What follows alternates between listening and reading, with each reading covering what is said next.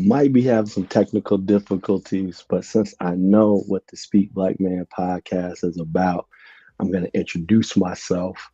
My name is Dwayne Davis. I hail from the city of Wynn, the Go, otherwise known as Chicago, Illinois.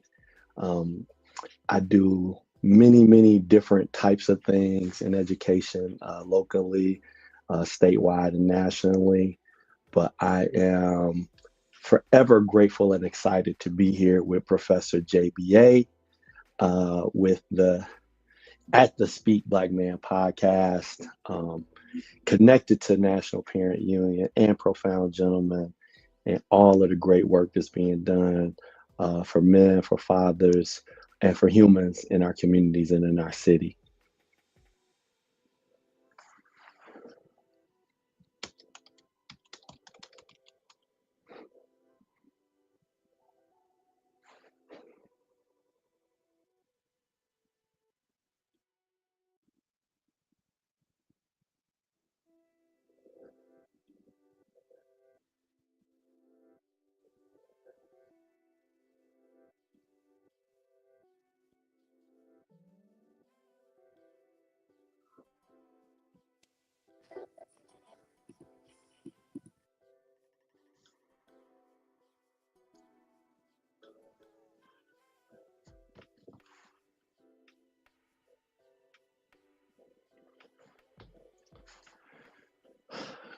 All right.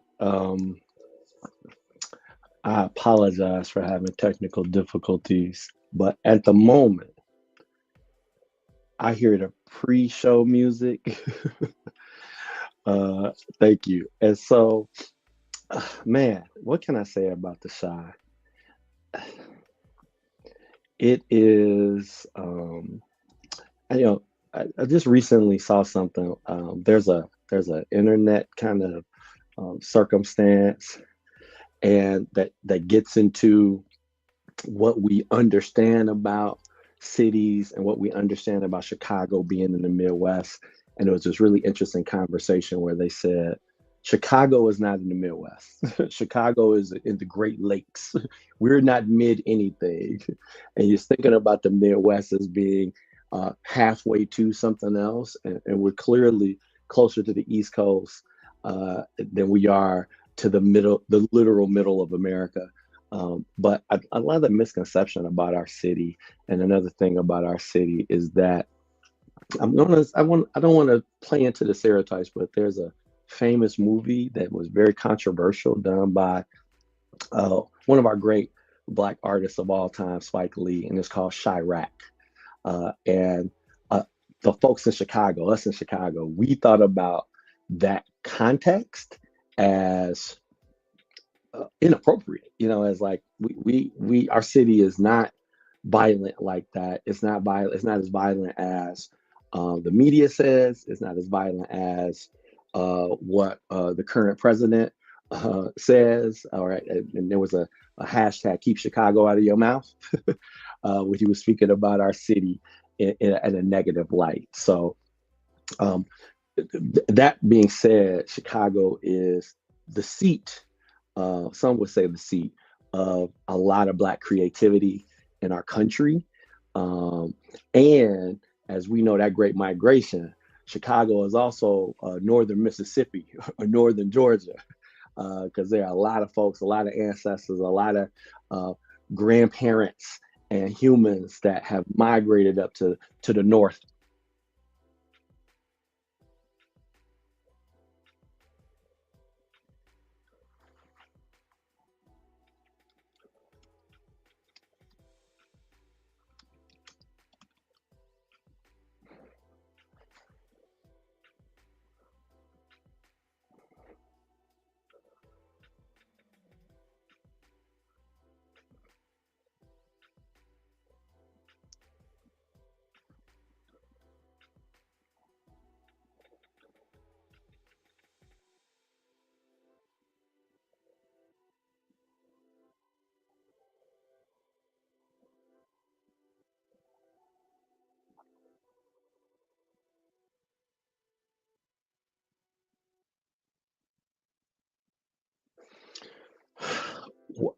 Listen, um, I've been trying to. I've been binging, making sure that I was prepared for this podcast. I was prepared for the top five. I was like, all right, I wonder what five I'm gonna get. I wonder what we gonna talk about. I was excited to see which direction Professor JBA was gonna take us. So I'm excited, of course, to talk about literacy. Listen, first of all, I'll go research first. So the PhD is behind my name, and I will quote and reference the work of Ghodri Muhammad, who previously was at Georgia State University and recently came back to the city of Wynn, to Chicago, and is currently at UIC. She has two excellent books out. One, the first one called Cultivating Genius, and the second one called Unearthing Joy. And what she does is she goes back into the archives and discusses how literacy and how the importance of literacy and how the connection to literacy for Black folks in this country is a pre-slavery concept, that we had literacy societies and reading groups and people getting together to do that work. And it's really to remind young people that we uh, come from a lineage, we come from a space where we have been literate, we have been people of the book, we have been people that read. But then the other part of her work talks about being multimodal. That Unearth and Joy book, I think the preface is written by Pharrell, and talks about, and in each chapter she has a song list, like a playlist to go with the chapter. And in her model for literacy, she's talking about visual literacy, she's talking about media literacy. She's talking about joy. She's talking about criticality. So one, we have a history of being literate, of reading, and also with the project that I've been running the last 4 years, and the JBA knows about Men of Color Read, that we are encouraging men of all colors connected to that Profound Gentleman work, that male teachers of color, granddads, uncles, community members, to read in schools, to read in libraries, to read in community gardens. That we want to show the power of reading. We want to show the power of reading a book. We also want to not ignore the power of reading on your phone, of reading graphic novels, of the visual literacy behind my boy JBA. Every time I see his background, I'm like, I wish my background was as dope as that. You have the neon green of my son's room behind you right now. So just, it's urgent that we keep that importance and keep that prevalence up, but it's also urgent that we communicate to others the great work that we're all doing around the country to encourage reading, encourage literacy of all types, including STEM literacy and STEAM literacy, uh, like the DJ from episode 8 talked about engineering and STEAM and how important that is as well.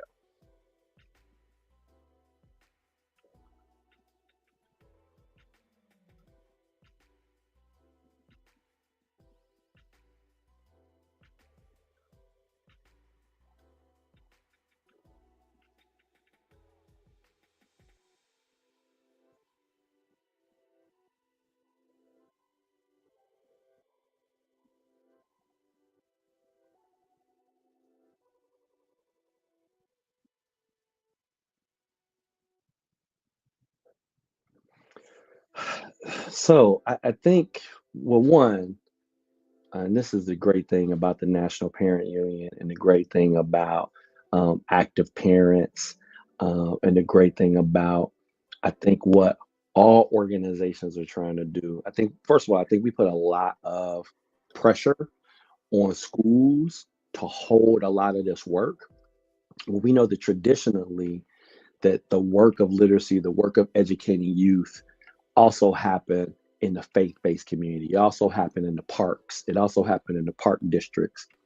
It also happened at community centers and stores and barbershops and restaurants, right?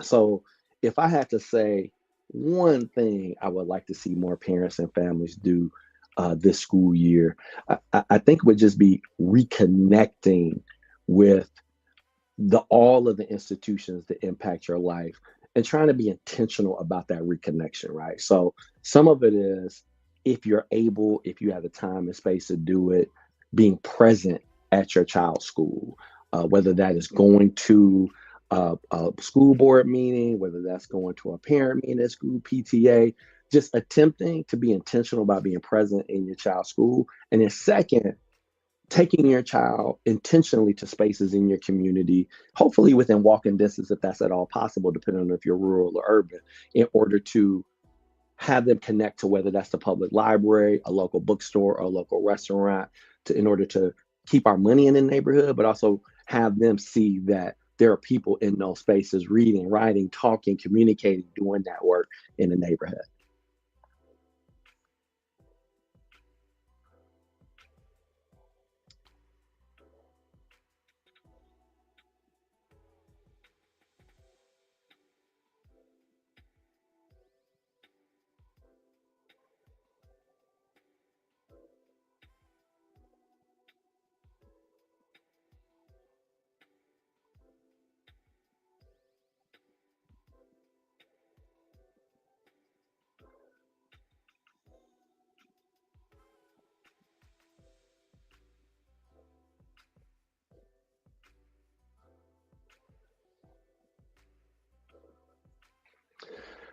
So the work we're currently doing in the state of Illinois through the Brothers Teaching Network is attempting to bring colleges, universities, school districts, community organizations together to really problem solve how we can recruit, retain, graduate, and induct Black and Brown male teachers into the teaching profession.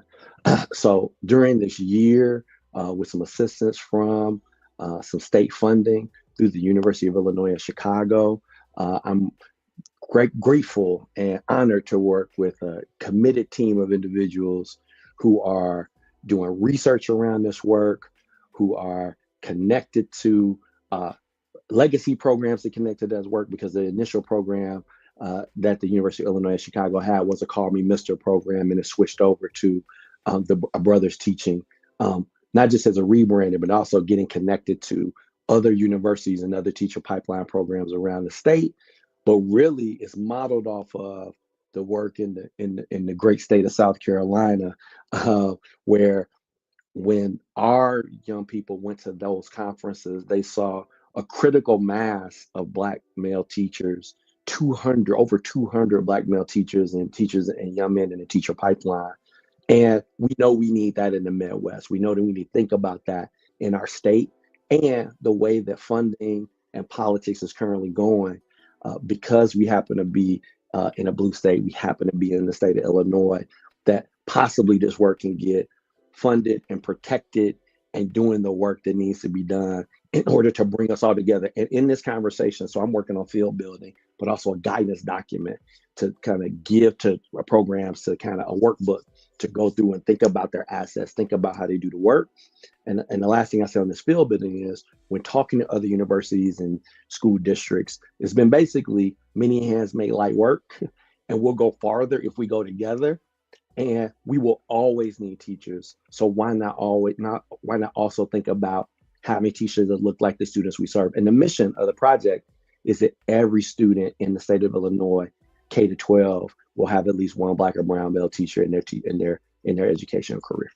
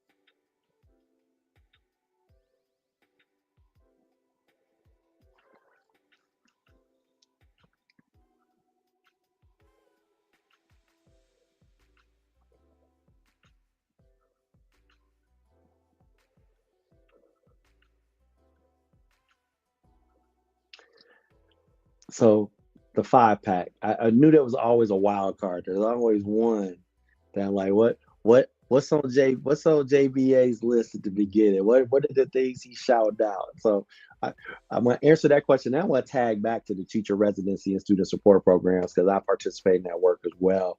Um, so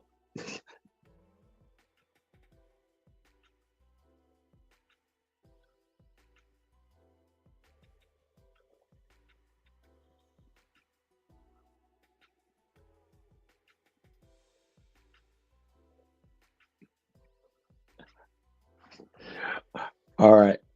So this is super important to me, and I think it's super important that and going back to that legacy piece, going back to the work that we're doing as teachers, um, going back to um, how we are thinking about how we connect and build our own institutions. I think this goes back to HBCUs. I think it goes back to how segregation required Black people, how we think about segregation. Chicago is always considered one of the most segregated cities in the country. How Black institutions and Brown institutions have been developing their own businesses, developing their own economic models, developing their own alternative economy. Um, since we've come to this country, all right, and those are and the indigenous folks had their own economies as well before their economies were kind of stripped away from them through colonization. So I just think the idea that we have celebrations that we've created, we've had things that we have created in resistance, that we should continue to serve those things in resistance and serve the things that serve us. So being on this podcast, supporting JBA and I connecting with other organizations on email, being in the same space with each other, supporting local literacy organizations, all of the things that we need to do in order to be together. We don't have everything we need, but we have all the makings and the materials and the clay what we need in order to support our institutions and support our communities the way we need to. So I think these things, as far as economics are concerned, and that pipeline is connected to teaching in the same way as well. The pipeline is connected to teaching in the same way as well. That we have a history of, and there's some great information and great history around what that looks like.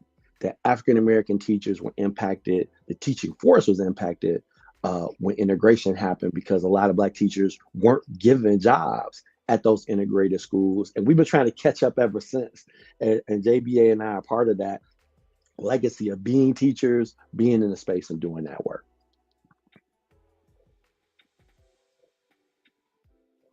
I'm trying to make sure. Can you guys hear me? That was so crazy. I was like, I cannot believe you. Okay, this was interesting. I was like, they can't hear me. So, um, oh, that was a really good conversation though, and you carried it well with the questions. And I'm just talking like maybe he. Wow. Okay, but listen, this is great though. We can make a way out of no way, JBA. We can make a way out of no way. I was like, this is somebody on the. I was looking at the comments on YouTube, and someone was like, "No sound, can't hear you," and I said, "Wow, that's crazy." I was like trying to give you more time to speak, and not realizing that you guys can hear me at all. So, listen, now that you guys can hear me, welcome to episode 10 of the Speak Black Man podcast. I am your host, Professor JBA. Brother Dwayne has done an amazing job with navigating through this with no sound, but now my sound is connected. That is crazy. And you talk about upgrades to your computer. My laptop did that. I said, "Are we good? We got the new stuff," and I guess it didn't connect everything back. But listen, guys, we did our top 5. Dwayne, that was phenomenal, man. Listen, I was amening you and everything, so that was great. I know they were like, "Okay, we got to redo it." I'm like, "No, we're not gonna redo it. It's perfect." They needed to hear your voice, so that was great. Now, listen, we're at the end of the episode, but we got a couple of minutes, so I just want to chop it up real quick and ask you, like, outside of all the craziness in the world, I get like a lot of times in our profession, we're advocating, we're on the move. It's a lot of that, right? So I would love to hear like what is family life like, right? Because a lot of times we don't get to hear positive stories from Black men who are doing some things with kids. Like, so what is the life of a Black man right now who is a father that is getting ready, excuse me, for graduation, prom, in the school, all that? So let's close out on that. Point Man, number that's 6. before I got a 6 one. I feel honored to not be top 5, but to get a 6 point, man. I mean, so one, and I know people that are fans of your podcast, followers of your podcast, know that you've been going through some stuff in your family, and I think, man, it's heavy. It's super heavy because I've had friends that have suffered some health setbacks and some losses, some familial losses, and through all of that, we've leaned into our friendships, our familial ties, rally together to support families by getting them food so they don't have to worry about cooking a meal, rally together to help young people who are looking for jobs and opportunities who graduate from college and trying to look at their resumes and help them find an opportunity, connecting them to other people, whether it's locally for me or nationally in other work. My partner, my wife, is a school principal, so it's always a supportive environment and thinking about what's happening in the school on a day-to-day basis and making sure I'm there to listen, not always act, but to have my listening ears on. My son is graduating from college in May. We're so proud of him, so proud of the work that he did in order to make it through this time and matriculate and get through college, and just excited to support young people in doing that work. So for me, one, it is showing up, being present, listening. I would say two, and I know you've talked about this before, it's also making sure that I meditate and make sure that I work out and make sure that I drink my juice and eat my vegetables and drink my water. Drink water. Cheers. Yeah, because you can't show up for others if you don't show up for yourself, and we have to be healthy for ourselves. And I'm gonna say this: I'm a Black mental health advocate. I'm working on a project called Healthy Living Ambassadors. I go to therapy once a week. I believe you got to work out your body and your mind the same way. And going to therapy once a week to me is like going to the gym twice a week or going for a run. It's an opportunity to talk to a mental health care professional, to get some advice, to get things off my chest, and to get some tools in order to deal with the way that the world is going right now.